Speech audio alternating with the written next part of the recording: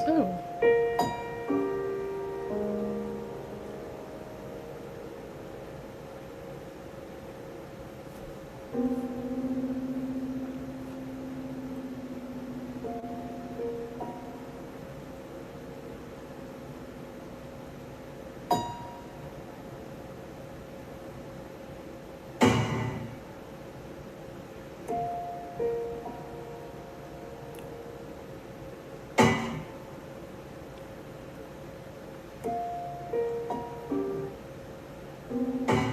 Oh,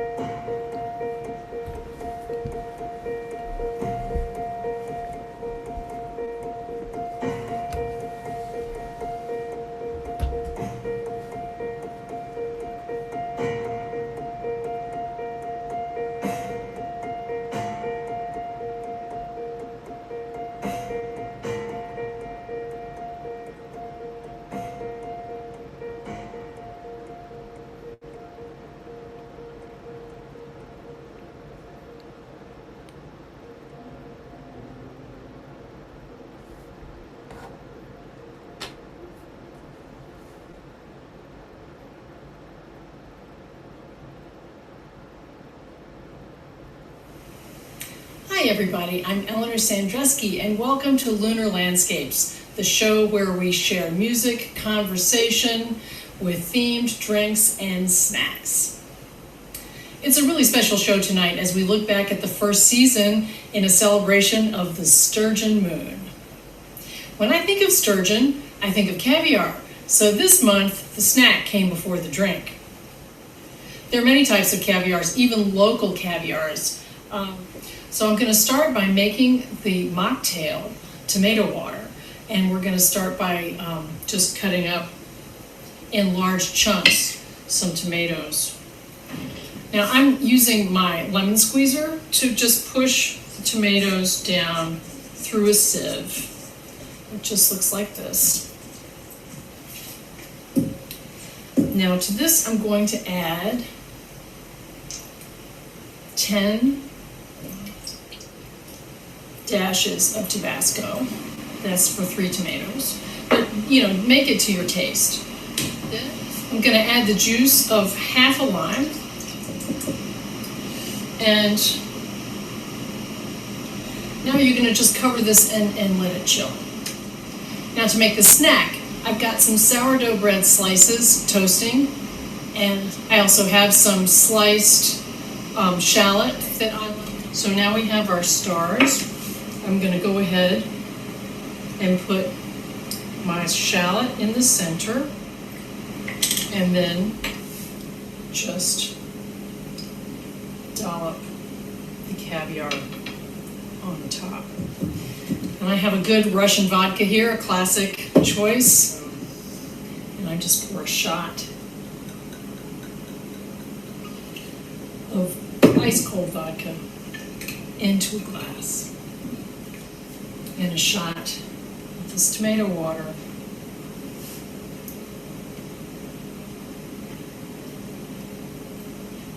Ooh, that's got a nice kick. And I have to tell you, what's really nice about this tomato water with the caviar is that the sweetness of the tomato really sets up the saltiness of the caviar, and it's just a really lovely blend. The spice is also really a nice foil for that salty fishiness, which I happen to really love.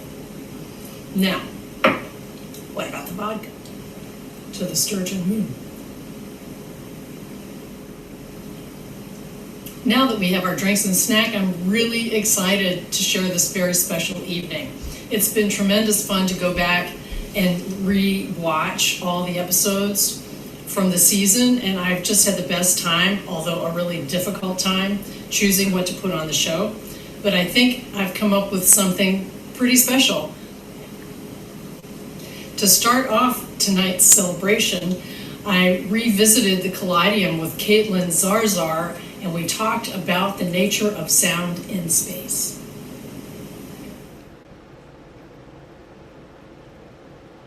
So sound is just vibrations, and it uses a pressure wave and air molecules to make that all happen. So that sounds super crazy, but sound is just vibrations. When we have air molecules on Earth, every time we talk, we're actually vibrating all of those air molecules, and they're able to travel to everything around us. So in our case, our speaker, it'll travel through, those vibrations go through our speaker and then over to your ears and all of our friends' ears that are listening.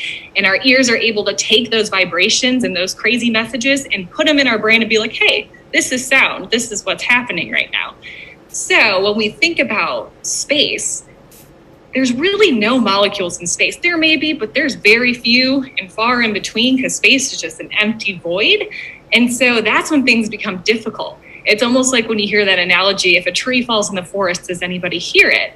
And it's one of those things, you need kind of ears to be able to interpret those sounds, but that vibration is still happening. Sound is still happening in that forest. But in space, there's nothing to vibrate. There's nothing there. So we really don't get sound at all. It's really quite fascinating. We need something, molecules, water, wood, we need a substance for that vibration to travel through to get to our ears or animal ears to really understand that. So it's quite fascinating on how that works. Since it's not a visible science, it's really kind of mind-boggling how that thing's actually working, right? Right. And for musicians, we think about resonating bodies. And the physical body can be a resonating body. A trash can can be a resonating body. A piano is a resonating body. A violin is a resonating body. But in space, there aren't, I mean, even if you took a body up there that would resonate, right, there's nothing to carry the wave. right. That's what you're telling us, right? Yeah. So a pressure wave or a sound needs those molecules for it to be transported, for it to travel through. So we need something physical to be here to move it through different spaces. So in terms of water, you still have all those molecules. You're able to make that vibration travel along. In wood, when you knock on a piece of wood, the vibrations in those molecules that make up that wood are able to move that sound to where it needs to go. So yes, absolutely. When John Glenn landed on the moon the first time and we heard his voice, we were hearing it inside this atmospheric bubble on his head, and he was talking into a microphone. Right. And so that was why we were able to hear anything. Right. And one of the fun things is that people always wonder, how do we get messages to astronauts in space if you can't travel sound that way? We use radio waves for that. So radio waves are what's helping us. And that's a part of the EM spectrum. So we're thinking light. Light can travel through space. Light's a totally different monster here, right?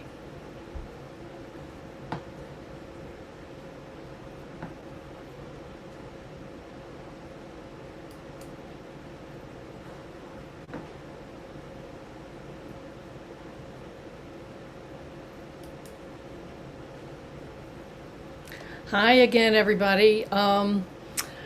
As you may be aware, we're having a hurricane right now in New York, and so I'm recording the whole show on my hard drive in case Henri gets a big idea and wipes out the internet connection. So hopefully we'll get through the show. Everything will be fine. If not, I'm still recording. I'm going to keep going. And then I'll post it later.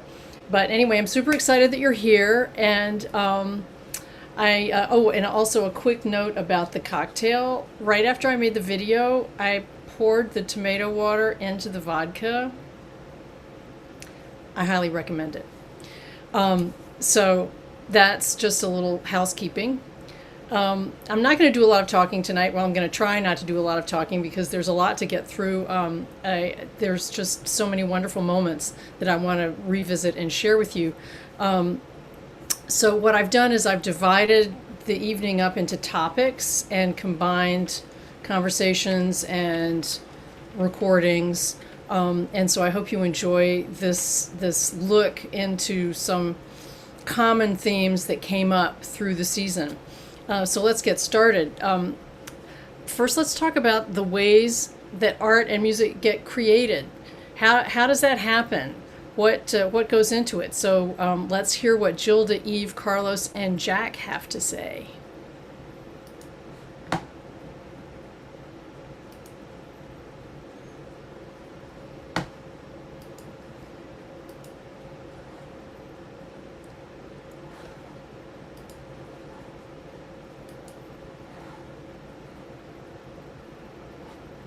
I love that. So we were talking about. So when you asked me what is she missing, and that's when I was able to tell you that there's a line in "Happiness Is a Warm Gun" by the Beatles from the White Album, and this piece was commissioned by Jed Disler for a project that was thinking about that, not. For anyone who's listening from the copyright place, there's nothing drawn directly from the Beatles' White Album in any way, shape, or form, but that you take it as a launching point for an idea. And I drew that song, and the first line is, "She's not a girl who misses much." Do do do do do do do. Right.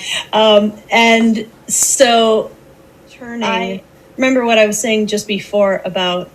That process of the things that you do miss, of letting them go and letting there be strength in that, in owning them, instead of I have to make up for this thing that I miss.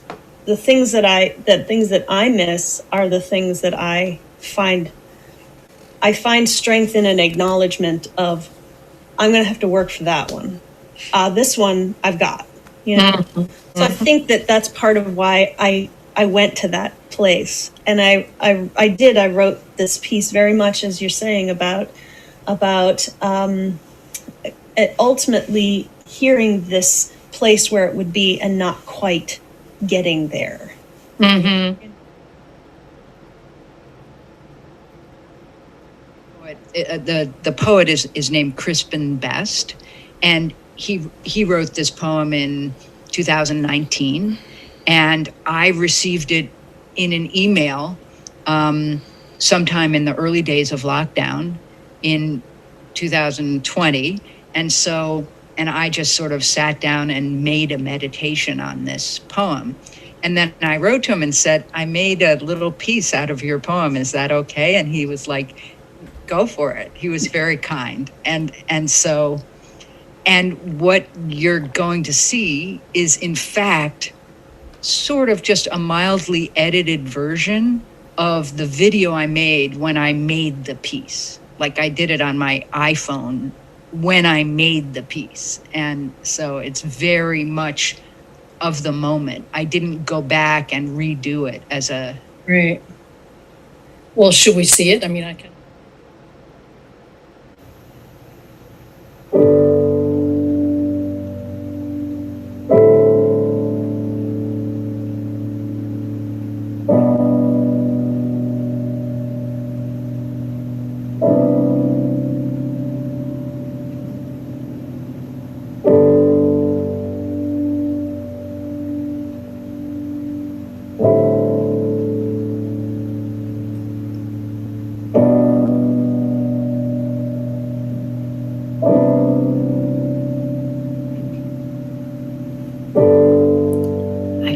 Same stories again and again,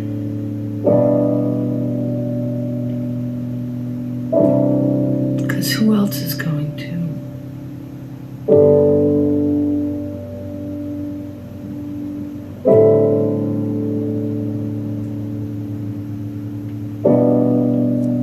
What are the builders making apart from a racket?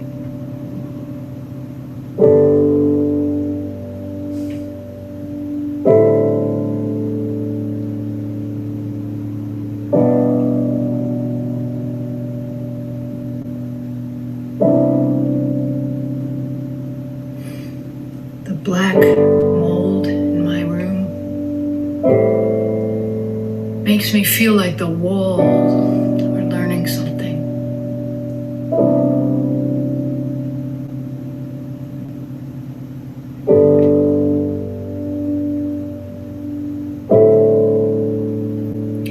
Tell my computer I'm not a robot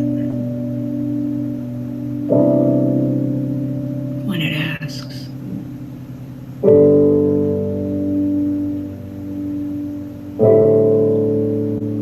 Because who else is going to?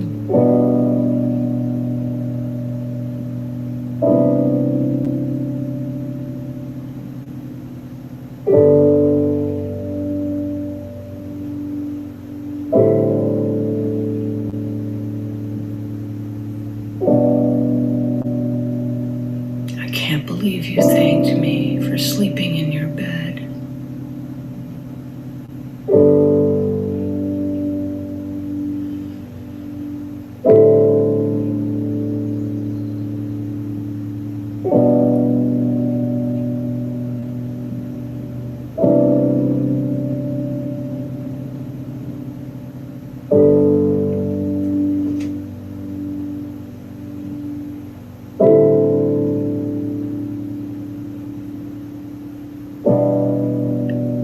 Tree falls in a forest,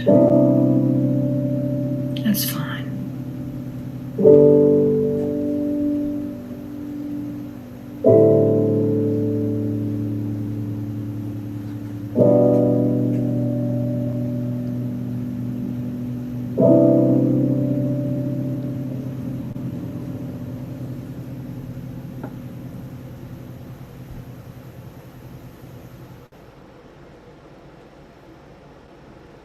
Places. In Italy, I was actually in residence for a month and a half at the Civitella, so I was supposed to be composing. And something interesting about that, that was the last week I was in the residence, and they sent the photographer, of the Chivitera to take photos to anybody working, in their studios. So when the photographer came, I have some notes for this piece, but the piece wasn't composed at all. So I put the score and started composing. When I finished the piece, he took the last photo. So you can see in the paper how the music started appearing. So I don't know if I have done before, but I composed a piece in front of a photographer, and everything is documented. And it's fascinating to me, like. Oh. So I just, again, I don't know if that, because it took like 1 hour to do the photos, and I just keep working.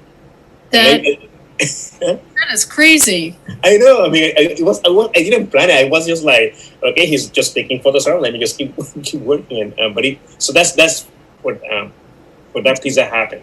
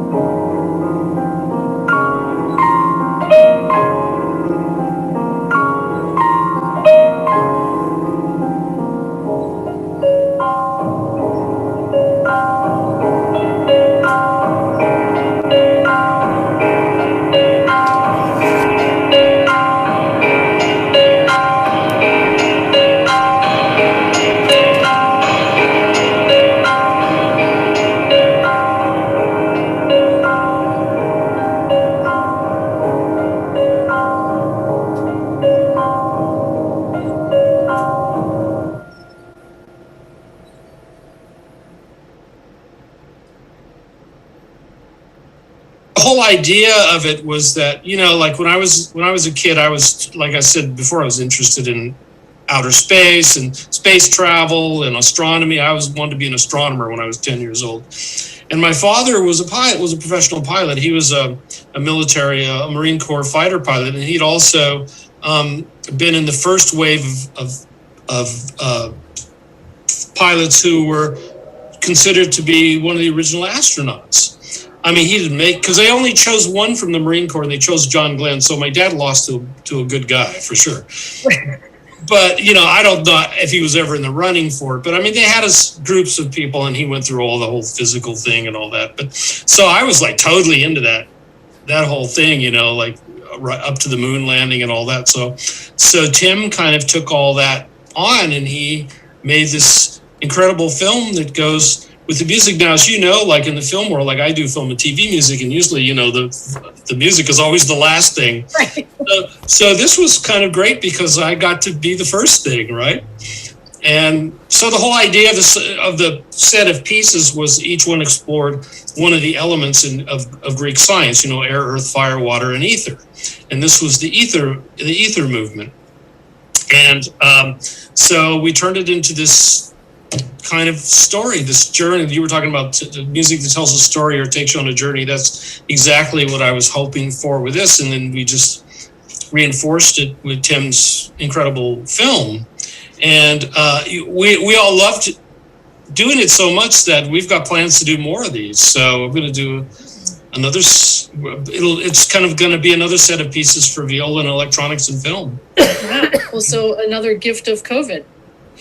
Yeah, otherwise, you know, this probably would, I mean, she was going to play the piece. We would have done it in a hall, you know, there wouldn't be any film or anything like that. But because we're all sitting around doing nothing for so long, you know, it was like, let's do something, right? Let's just make something. So that's what happened, you know. And so this is like, this was pieces of real labor of love for me, though. And I just enjoy doing this. It's very simple. It's kind of more of an ambient electronic piece, but you know, it's got Carmen, a real player, who's like makes beautiful sounds on her viola. So that's what happened.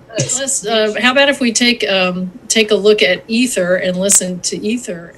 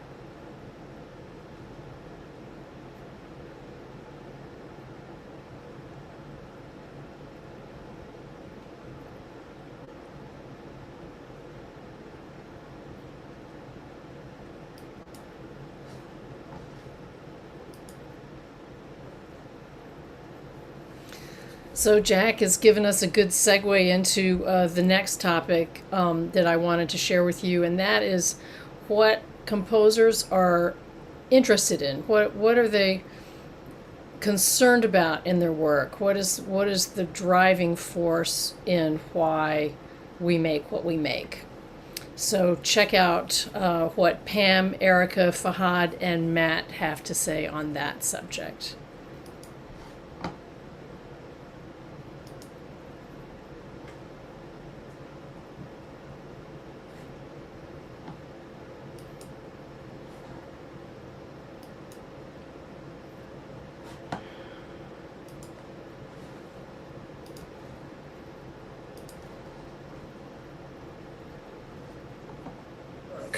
Yes.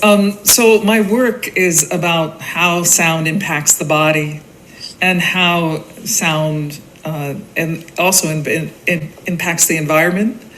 And so the works that I create are concert-length works that are immersive experiences that the audience gets to go through the kind of transformation in the process. So go to places where there needs to be perhaps healing in sound, where I feel there needs to be impact. I then bring it back to an immersive environment.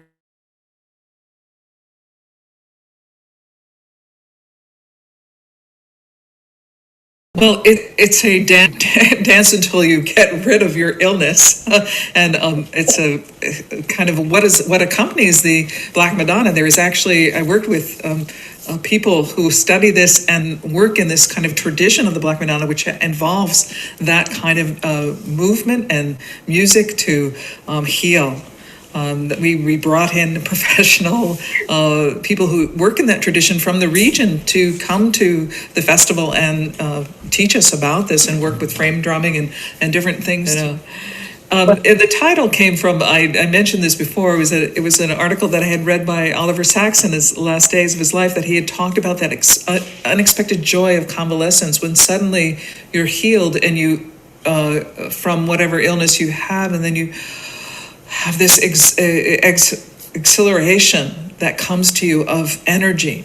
And so this, in a time of COVID, we think about this convalescence, this healing, this need for that, and a celebration.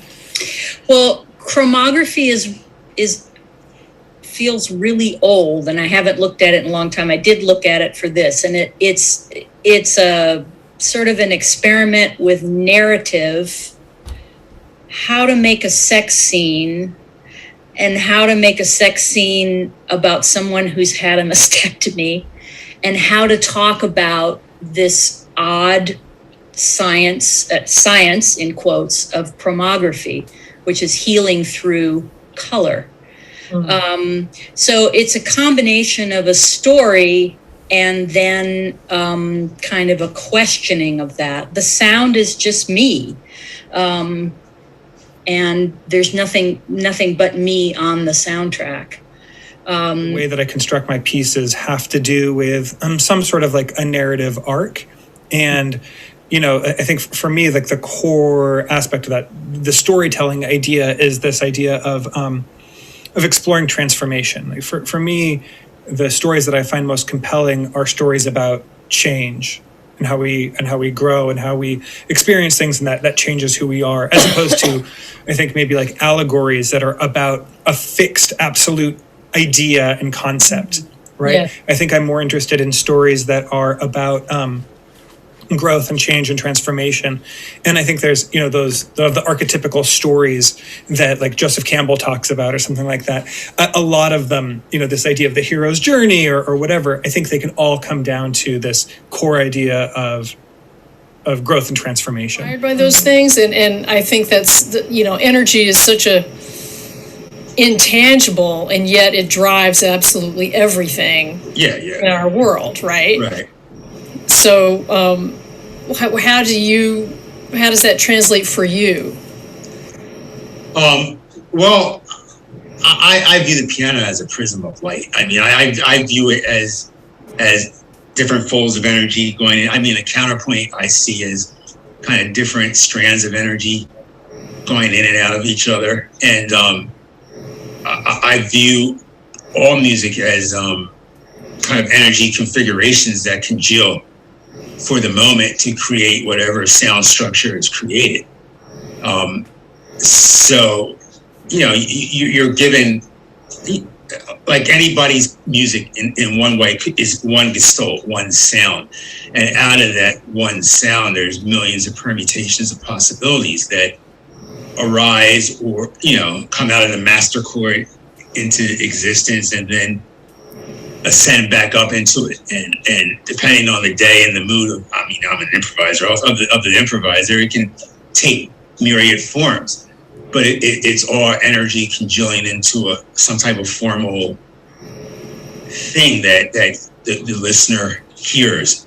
So, and at the end of the day, it's all fragments of an alphabet, going back to the code, or you could call it language, or you could call it light, photons.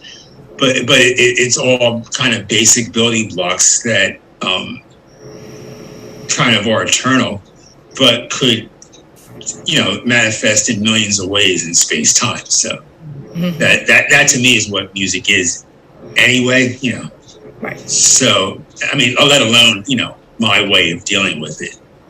So at the same time, playing the piano is a dance. And, and in another sense, it's like a martial art also. There's definitely a language of the body that intersects. Because the thing is, you're dealing with a physical thing, an intellectual thing, and a spiritual thing, and it's where do they all intersect? Yeah. And they all come out of some similar matrix, but they're all slightly different, even though they're connected. But the physical gestures in dance definitely, are part of generating the sound, most definitely. But that is something that happened over time. I can't really dissect it or, say what's what. No. I think that's not important really to know. Right.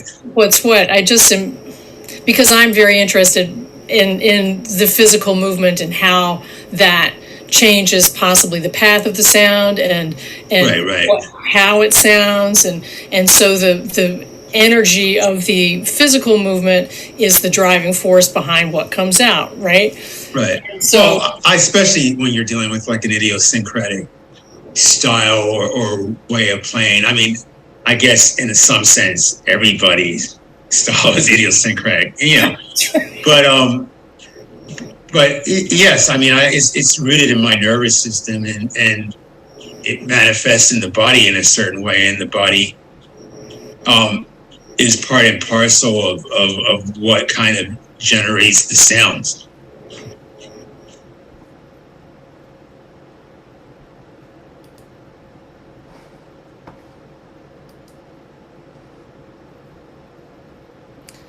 So after the last couple of years that we've had, it was inevitable that we would touch on politics and the state of race in this country. And so Daniel, Romaine, and Erica, here's what they have to say about that.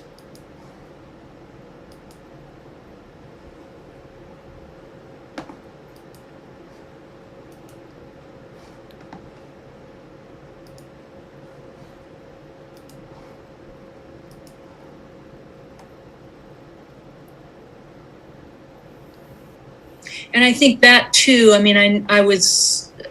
watch the sort of global news pretty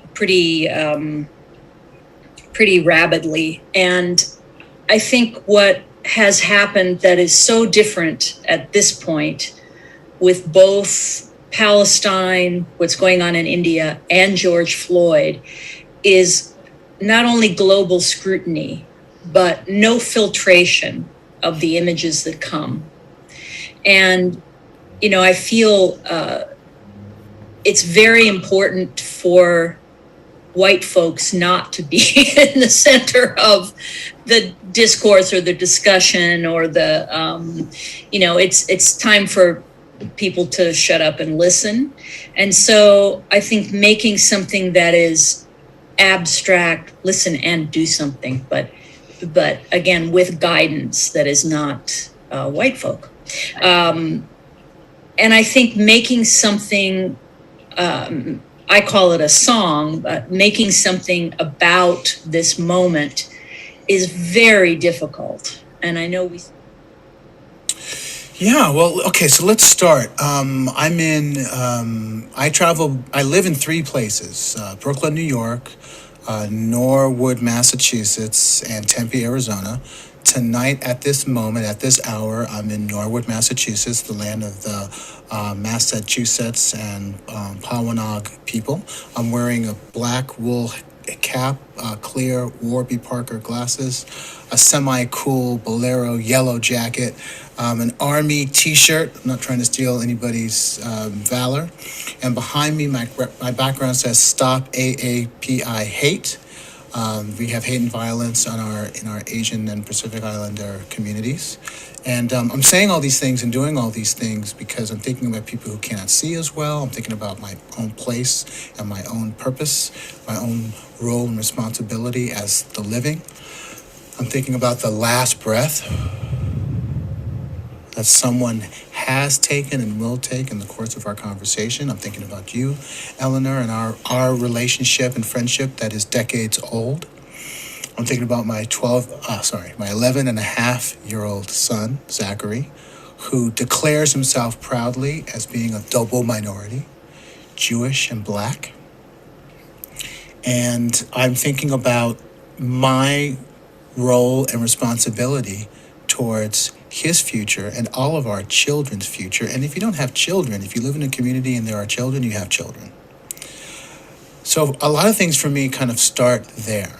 And I'm thinking about impact, and I'm thinking about legacy, and I'm thinking about what I want to leave behind. So that makes it very clarifying for me. That makes it really urgent, even, in that everything I say, everything I do can have a minor or major consequence on change in our world. I don't know about the world. That seems rather big and lofty. But certainly in our world and in our shared spaces. And I guess it's something my mother taught me. She said, when someone gives you a spotlight, spread it out, Danny. Give it to everyone, So I try to think about how I can be reciprocal in my empathy. And I also think about, can we get to a place of shared empathy? So what is the one word? What is the one tweet? What are the things that I can do, no matter how small, that might be positive, even loving? That's lofty. And that might be heard, and that might help someone feel and live and maybe even be a little better. Yeah, let me just play, and I can kind of share what I'm thinking about. Well, I got to be honest, right? I mean, I have to be honest. I have to be honest.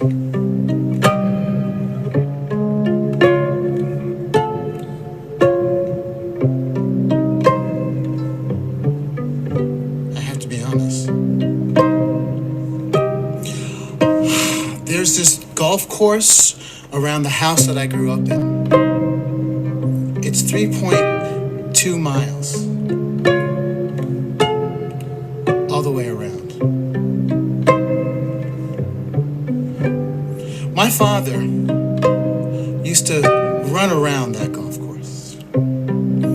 I was too young and too weak to join him until I got a little bit older, bigger and stronger.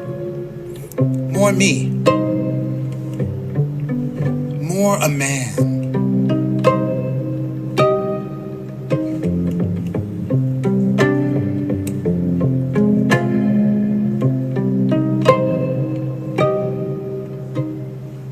Just the other day, Zachary and I made our trip around that golf course. He's 11 years old. All young boy, all athlete. I said, Zachary, you take the lead. And he started to run. That's what little boys do. he got ahead of me.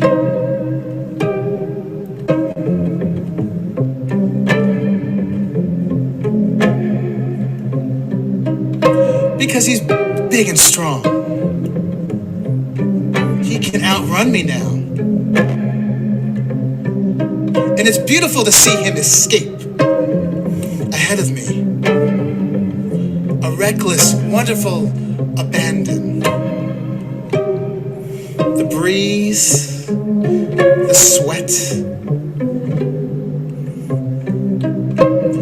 All boy with the promise of being a man.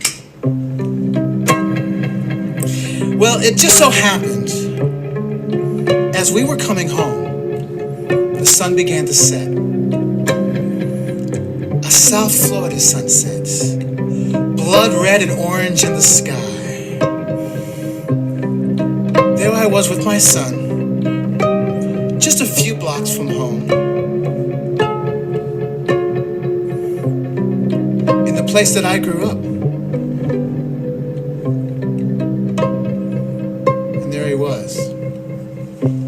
We both noticed him. It's a police officer in his car.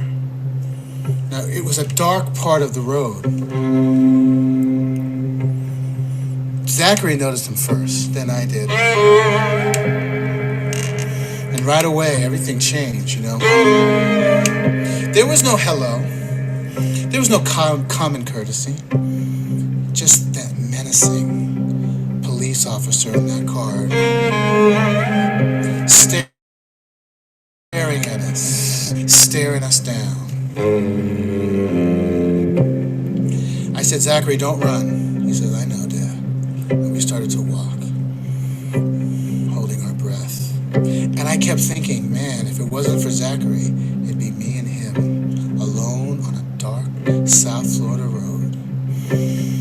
Zachary looked up to me. He said, Dad, he's still looking at us. I said, I know. Just look ahead. I peered over my shoulder. Oh, yeah, he was looking at us. There was no hello. There was no common courtesy. Nothing that would make you feel safe. And we kept walking. And he said, Dad, it's going to be all right. I said, of course it's going to be all right, but let's not complete our course. Let's just go home. He said, yeah, I think it's a good idea. So we made our way home. And that's when I realized Zachary's just a boy, but he's getting bigger, older, and stronger. I have so much fear for him, getting bigger, older, and stronger, and becoming a man. And the thing is, he does too.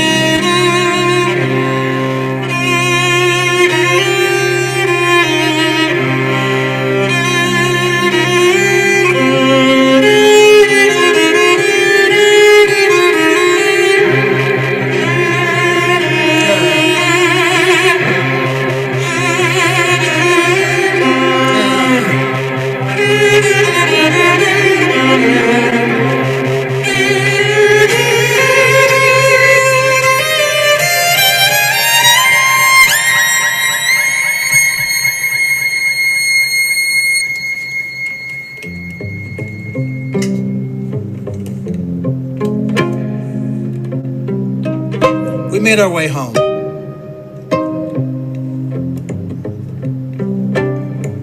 We didn't have much to say.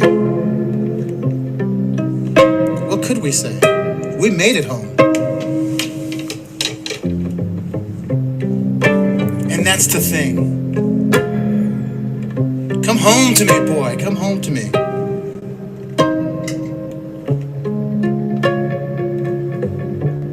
So many never come home.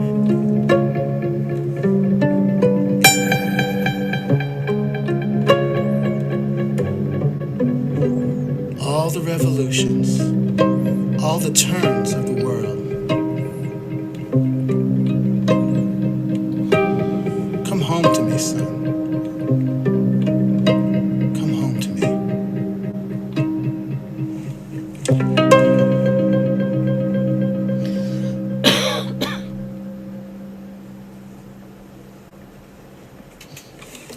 Yeah. Yeah. So, my boy and I made it home.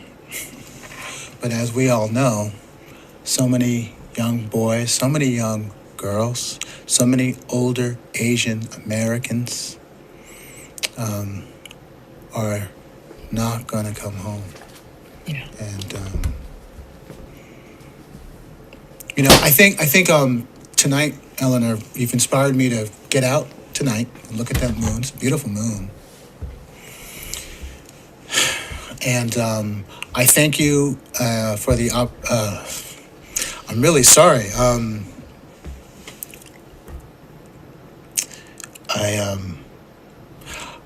I know that when our politicians and pundits fail us, artists have always led the way, and I think BIPOC artists have always led the way. And by the way, I mean to a place that is safer and better and more kind. And more loving. And more loving. But Eleanor, I do not have all the answers anymore, and how can I say it? I am scared. I am legitimately scared. So, And I'm scared for you. And I am scared for us. Yeah. I know it's a very. The only thing I can say about where we are now is that I think it's very clear where we are now. It's very easy to see where we are now, whereas for many, many, many years, many people just could ignore what was happening. Yeah. That's not happening now. The press isn't ignoring it. Nobody's able to sweep it under the rug. This is something that is in front of our face, unfortunately, every day. Yeah. But I pray that that presence, that visceral quality to the experience. Obviously, I can never know what it feels like to be you, to be Black, to be Asian American, to be a person of color trying to live in this United States now. I can't know what that feels like. All I can do is stand up. Yeah. And say, I'm with you. Yeah. Well, you are an important ally. You really are. And allyship is important. And as I get my medal back and as I get my strength back a bit, yes, I think that we get to a shared, we were talking about this before, can we get to a shared morality? I don't know, but I'm going to play my part. I'm going to do my role. I'm not a first responder, but I would like to think I'm a second or third responder. We are responding with our art. We are sentinels in the night. At the darkest hour, we provide comfort and knowledge and a path forward. So I do think that as artists, we're beyond race, beyond self-definition, gender. We are a community that can move a community. And that's what we've always done. And I am committed to that in my work, in my music, and in my mission.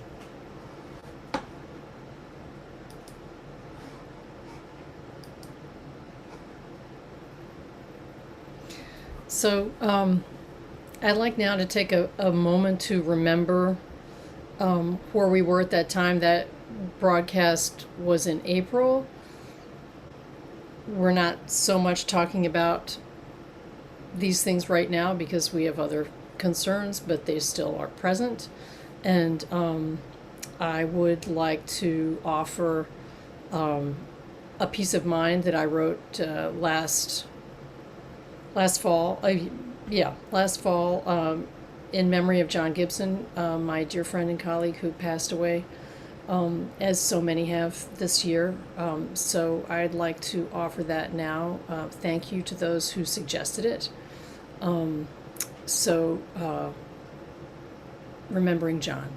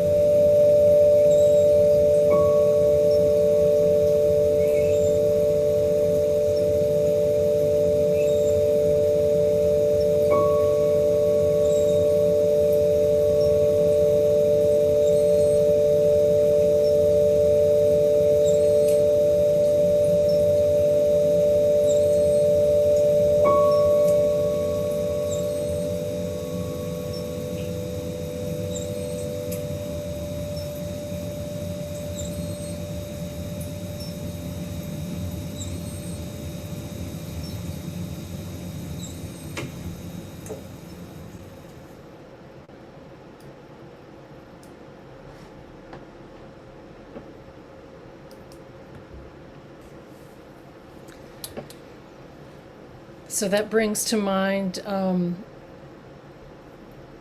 memorializing as a general concept. I mean, we as artists and composers, dancers, performing arts in particular, we memorialize our creations through various means. And so how does that impact what we make? And how does that translate inspiration, and what is the importance of place? Is that important? So these are all questions that we talk about with Yubina and Leo.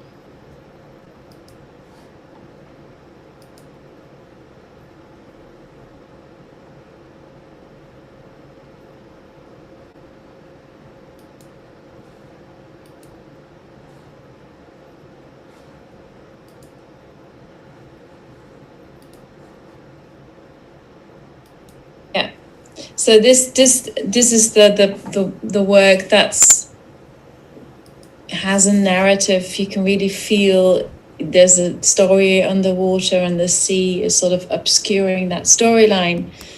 And therefore, I use the effects processing to sort of emphasize on that storyline, and that's why these pieces are called three etudes. Because I'm sort of playing what can you do with the page turning, what kind of context can you fit it in, and the next one is going to be number 1. Yep. And that one is bringing it all down to there it is. It's even bigger. It's very elemental, and so just so you can see. It's dots on a page, but there are no line. There's only one line. There's only one line, and it's stitched. And it's which is really super cool. And then the other thing that's really interesting about this one is that the paper is not all the same. So you obviously had some intention behind the quality of the paper, as well as the very steady pulse of this sounds. But this one has got several layers. Some have tissues, paper, and some have really loud. But this one's very hard to play. It's very difficult, and part of what makes it difficult is that what you also can't see is that there are notes on both sides of the paper, and so I mean, while that's normal, this one you can go forwards or backwards, right? Yeah. So I could play 3 pages on just the right page, and then go look to the left page, and then go backwards, and then so it's walking through a landscape. You can decide, I go down that path. Oh no, I'll go back. Actually, it's again going back to these natural landscapes. Beautiful. Well, should we take a listen? Yeah. Okay. And a watch. And a watch. Well, yes. A look. So this is page Turner, Etude number 1.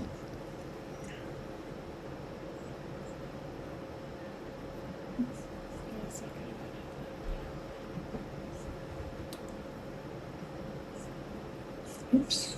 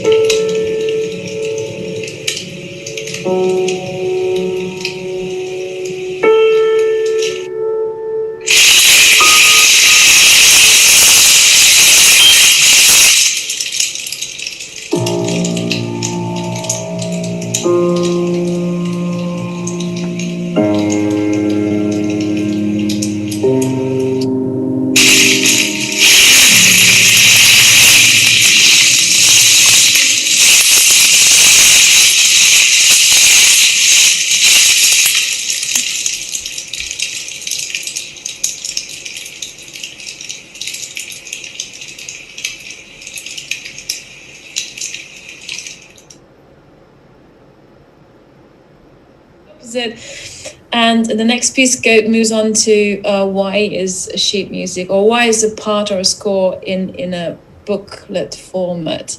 But it's more than that, really, isn't it? Yes. It's also an art piece. I mean, tell us a little bit about the score, how the score is presented for the players to play. The panoramic scores. It's a panoramic score. Yeah. You say at the beginning of the video, which we're not showing that tonight because I'm just gonna read it. Imagiro. Okay, it's the whole title is Imagiro Landmannalaugar. Yeah. And what does that mean? Landmannalaugar is a place in Iceland. And at the time I was working on projects in Iceland, and they had lovely mountain views. And that was the main inspiration. Okay, cool. So what you say is that Imagiro is a composition in a graphic hand-painted ink and brush notation called panoramic score, which paces the sound through a wide landscape-sized movement, gracefully unfolding its multi-timbral music from a single gesture only, like origami. Yes. So talk to us about that. Tell us. Unpack that. Yeah. So why is sheet music in a booklet format? Why is it not just in a constant sort of in scroll so what you then get is that musicians have to walk to read their scores, and it's about walking through a landscape and how you can walk in one direction on a coastal path, and then you walk back and you think you've never been there before because everything looks so different. And it's about people walking in their own time and in their own pace. It's the whole experience of a being that's larger than you. And I thought, how can I sort of get closer to that larger than life feeling with my music pieces? And I thought maybe I should try by literally making a larger than life format, a larger than life score, and those are the panoramic scores. So the idea, it's a journey. I mean, pieces take time to evolve. So a few things that are important about the piece. There was the 4 blood moons of, I think it was 2014, that were so impactful at that time. They were there and they were signals to look at them.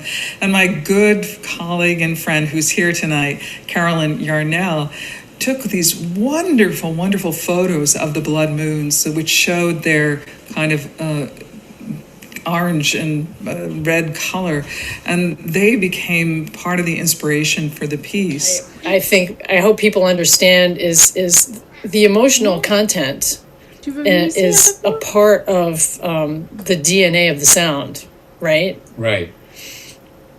So if you're recording monks, there's a religious quality and a memory that with that sound, and you know that the stone falling is the collaborator in your music, and the mosquito flying and hitting the mic, you know. Yeah, it's a mixture of moments in my life, because I very often, most of the times, I remember very clearly that moment when I was recording that sound. And a song combines moments from many different years during my life. So it's quite bizarre what's happening. In this piece, I use sounds like...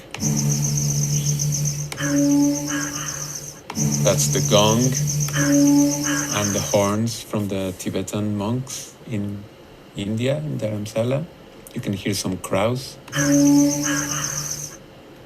And this is the elephant.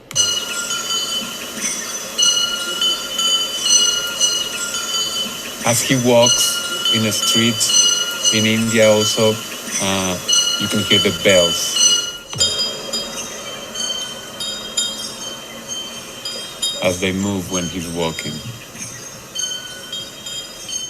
And we're also using, this is a mosquito.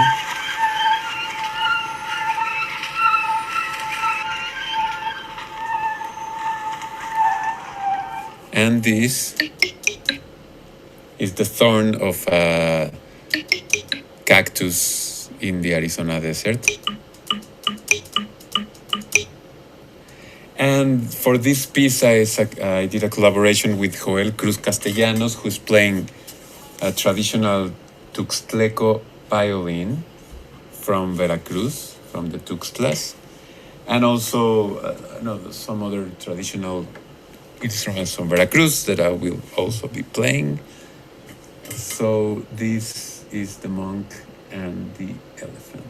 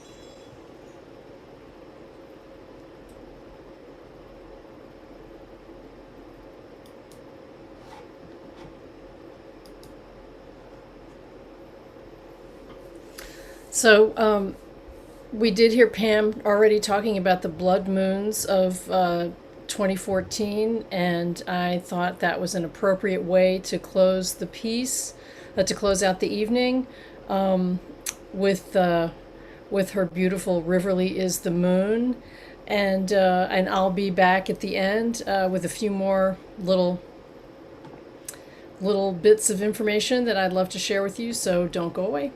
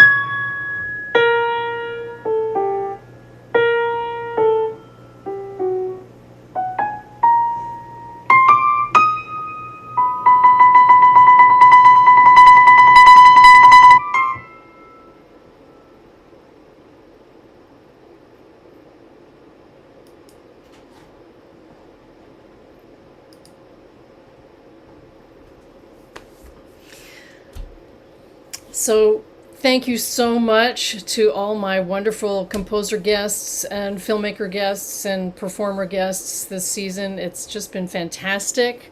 Pam, Carlos, Yobina, Fahad, Jilda, Jack, Eve, Daniel, Erica, Leo, and Matt. What